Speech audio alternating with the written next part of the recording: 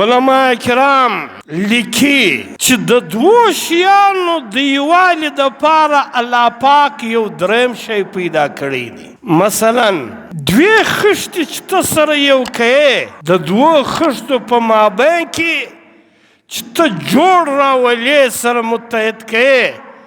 د دې دپاره الله پاک دریم شی سمټ پیدا کړی. په سمټ سره د دوو خښتو په مابین کې وحدت راځي، په ګوند سره نه راځي. دوې تختې چې ته سره یو کوې په دوو تختو کې جوړ راولې، وحدت راولې. د دې دپاره الله پاک میخ پیدا کړی. دا په سمټ نه سره یو کېږي. دا دوې تختې دوه کاغذه چې ته سره یو کوې د دوو کاغذو په مابین کې چې ته جوړ راولې د دې دپاره الله پاک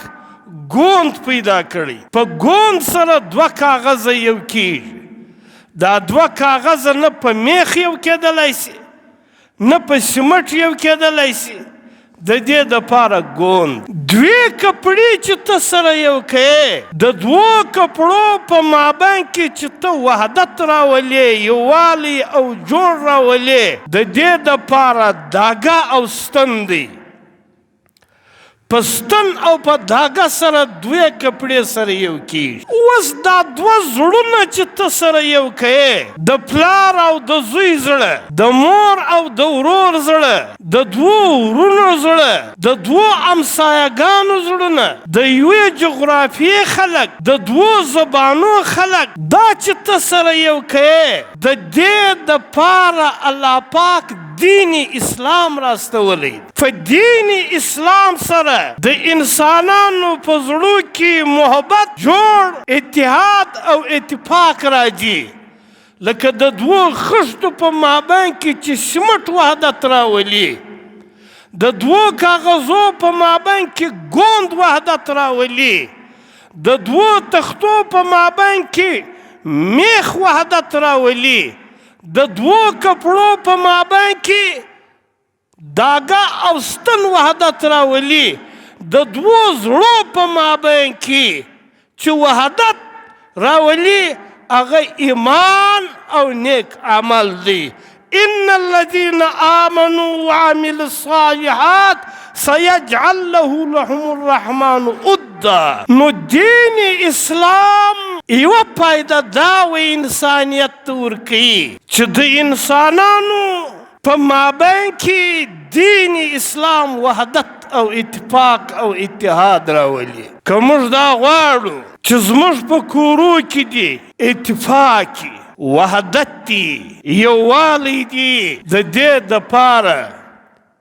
ایمان او نیک عمل دا کور دی.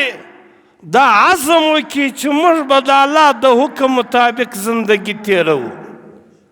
موږ به د جناب محمد رسول الله د طریقې مطابق زندگی تیروو. نه د تعویذانو ضرورت شته، نه د پیرانو ضرورت شته،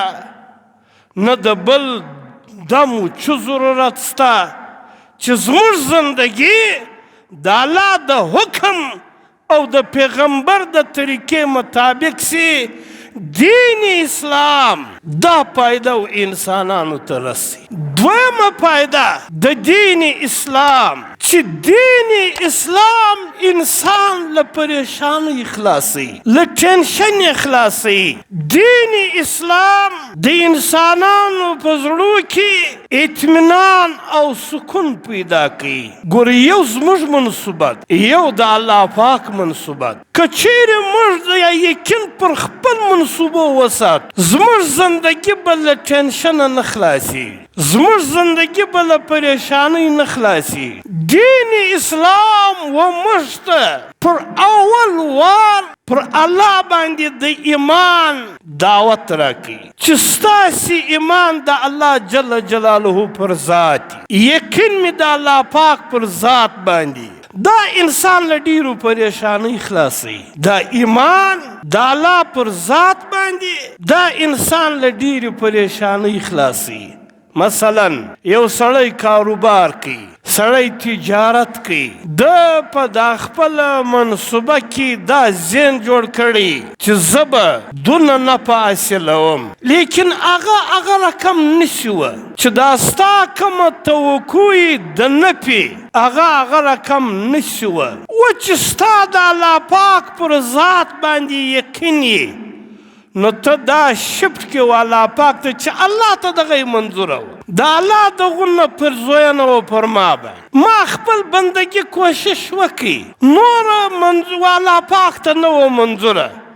د انسان په زړه کې ډېره تسلي او اطمینان پیدا شي او که چیرې د یو انسان د الله پاک پر ذات باندې ایمان نه وي نو چې کوم مطلوبه نتیجه ستا کاروبار تا ته نه کیدر او ستا ایمان نه وي پر الله تعالی باندې انسان په ټینشن کې مبتلا کیږي که نه مبتلا کیږي یا خدای ناخواسته د یو سړي پلار ناجوړه شي زوی ناجوړه شي ورور ناجوړه شي دی خپله د بندګۍ تر حده پورې علاج په وکړي او بیا وفات شي پلار یې وفات شي ورور یې وفات شي زوی یې وفات شي که چیرې د یو سړي د خدای پر ذات باندې ایمان نه وي د الله پاک پر فیصلو باندې یقین نه وي دا سړی په ټینشن کې مبتلا کیږي چې کاش ما کراچي له وړی وای کاش ما پلانکي اسپتال کې داخل کړی وای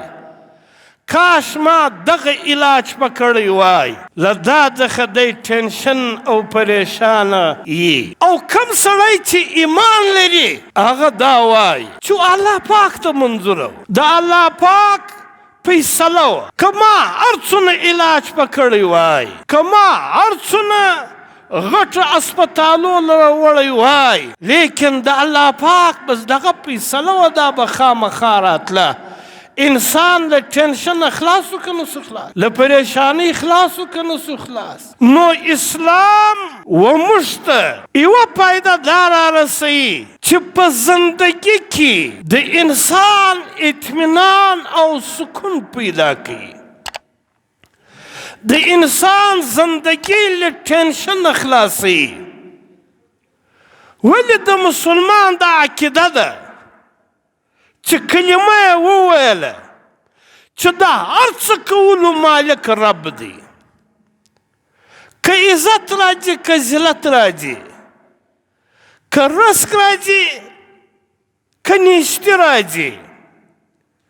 که ښه حالت راځي که بد حالت راځي